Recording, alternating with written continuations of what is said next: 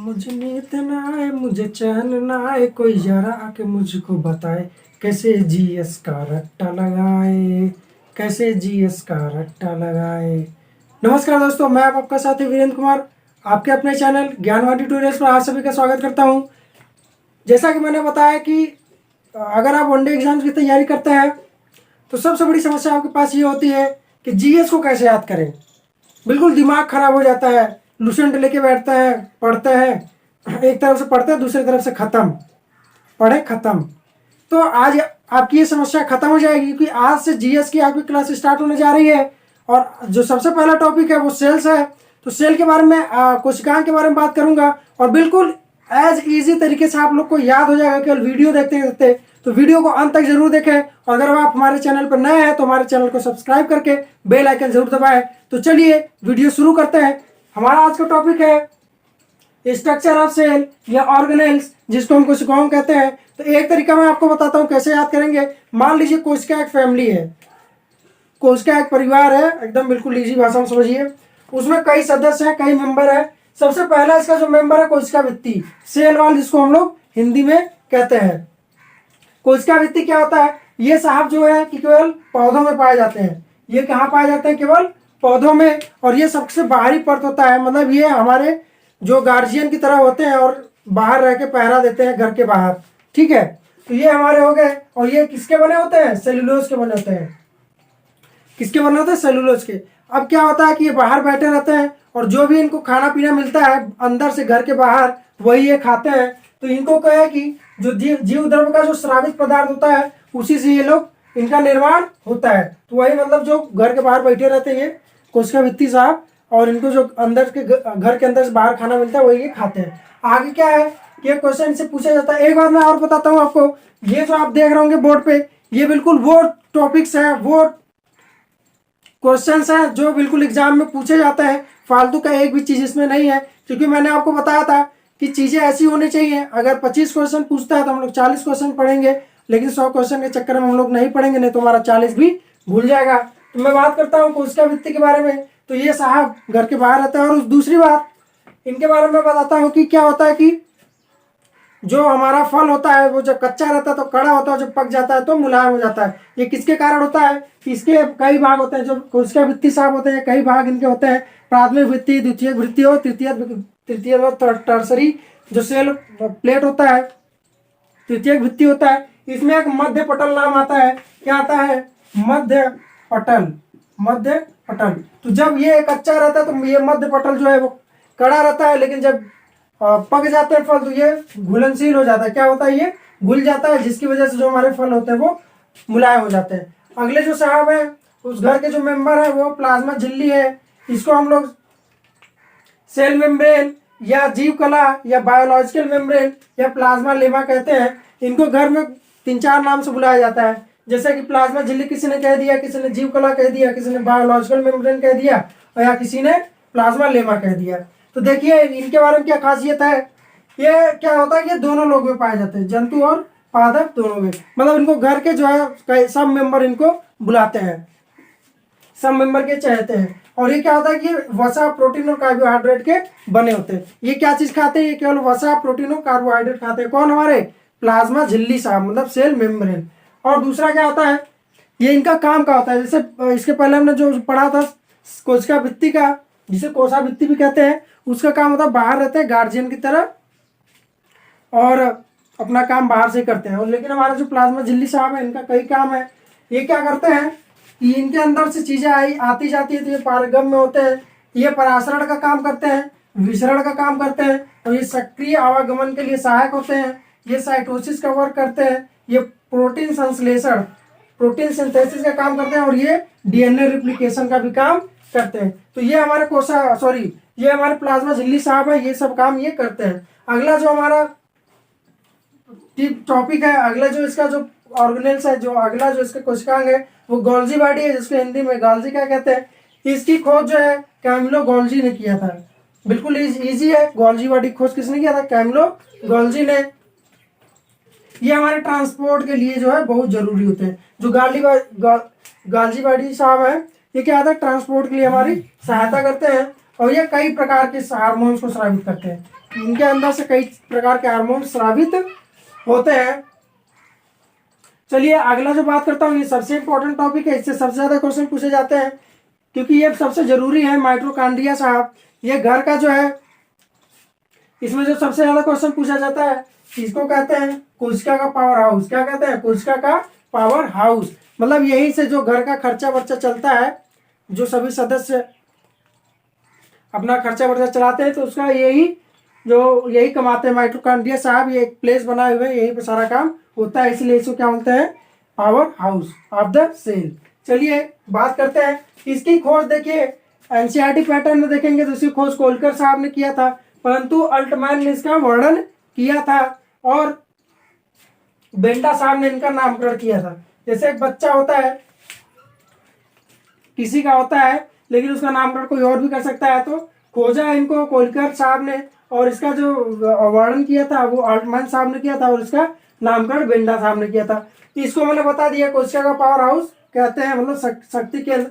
और ये देखिए कहाँ नहीं पाया जाता, हमारे जो ब्लू ग्रीन एल्गी होते हैं, जो नीले हरे शैवाल होते हैं, उसमें ये नहीं पाया जाता है, बाकी सभी में पाया जाता है। और एक सबसे बड़ा टर्म आता है क्रेब्स साइकिल। क्रेब्स साइकिल क्या होता है? जिसके थ्रू हमारा ऑक्सीडेशन होता है।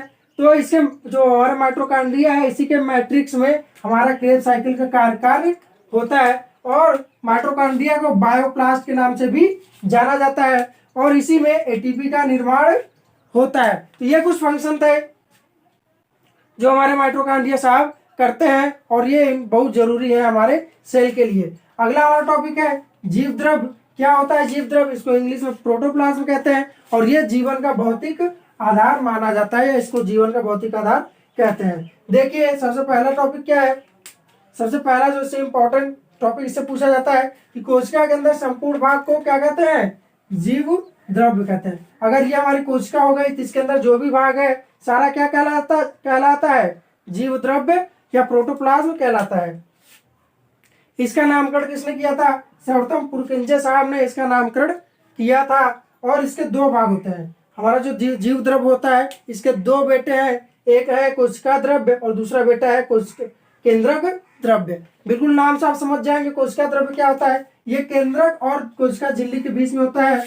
चूंकि हमारी कोशिका ऐसे होती है और ये हमारा बीच में केंद्रक होता है, तो ये केंद्रक और कोशिका झिल्ली के बीच में हमारा जो होता है उसको हम लोग कोशिका द्रव्य बोलते हैं। और केंद्रक द्रव्य क्या होता है? अगर ये हमारा न्यूक्लियस हो गया तो इसके अंदर जो पाया जाता है जीव द्रव्य उसको क्या बोलते हैं? केंद्रक द्रव्य। तो ये कुछ क्वेश्चन थे जो कि पूछे जाते हैं। अगला मैं अभी बताता हूँ कि और कौन कौन से ऑर्गेनेल्स है, कौन कौन सी कोशिकाएं हैं जिससे रिलेटेड क्वेश्चन पूछे जाते हैं। तो आप लोग इसका एक स्नैपशॉट ले लीजिए ताकि आपको नोट्स बनाने में बहुत सहयोग मिलेगा। तो दोस्तों जैसा मैंने आप बता दें कि कुछ हमारे और सदस्य हैं घर के, जैसे मैंने सेल बताया था आपको इमेजिन करने के लिए। देखिए इसे इमेजिन करेंगे तभी आप जीएस को अच्छे से याद कर पाएंगे, वरना बहुत ढेर सारा है और उसमें आप भूलते चले जाएंगे। और दोस्तों अगर आप आरआरबी एनटीपीसी ग्रुप डी की तैयारी कर रहे हैं तो हमारा टारगेट बैच स्टार्ट हो गया है। उसका जो प्लेलिस्ट में जाके आप सेल का जो प्रीवियस वीडियो देख सकते हैं या तो और जो मैथ रीजनिंग की क्लासेस है उसको आप देख सकते हैं। तो दोस्तों चलिए बात करते हैं कुछ और ऑर्गेनेल्स के बारे में। तो अगले हमारे साहब हैं एंडोप्लाज्मिक रेटिकुलम साहब, इसको हिंदी में हम लोग क्या बोलते हैं? अंतःप्रद्रव्य जालिका। ये साहब क्या काम करते हैं कि ये विभिन्न प्रकार के वसा और प्रोटीन का संचरण करते हैं। ये संचरण करते हैं, उसका क्या बनता है? ये जाके जो हमारे झिल्लियां होती हैं ढेर सारे, से केंद्रक झिल्ली हो गई, कोशिका झिल्ली हो गई, तो ये सब क्या होता है? उसका निर्माण होता है। मतलब जो घर का जो बाहरी जो भाग होता है उसका निर्माण करते हैं। ये निर्माण करने के लिए जो भी सामान की जरूरत होती है वो हमारे एंडोप्लाज्मिक रेटिकुलम साहब ले जाते हैं, जिससे ये झिल्लियां, कोशिका झिल्ली, केंद्रक झिल्ली का निर्माण होता है। और इन साहब के ऊपर एक लोग हमेशा रहते हैं जिसको हम लोग राइबोसोम कहते हैं। ये इसके ऊपर पाया जाता है, एंडोप्लाज्मिक रेटिकुलम के ऊपर। हमारा एंडोप्लाज्मिक रेटिकुलम ऐसा होता है, इसके ऊपर ये पाया जाता है। चलिए देखते हैं, अब हमने राइबोसोम का नाम नहीं लिया है तो राइबोसोम साहब कौन से हैं, क्या करते हैं, इनके बारे में बताते हैं। तो राइबोसोम साहब भी एक घर के सदस्य ही हैं जिसका खोज जो है पैलाडी साहब ने किया था। और ये क्या कहते हैं? इनको कुछ लोग राइबो न्यूक्लियो प्रोटीन के नाम से भी जानते हैं। ये इनको कुछ लोग कहते हैं, बुलाते हैं किस नाम से? राइबो न्यूक्लियो प्रोटीन के नाम से भी बुलाते हैं। ये मुख्य कार्य क्या कहते हैं कि इनका मुख्य कार्य प्रोटीन संश्लेषण का कार्य होता है अमीनो अम्ल द्वारा। किसके द्वारा?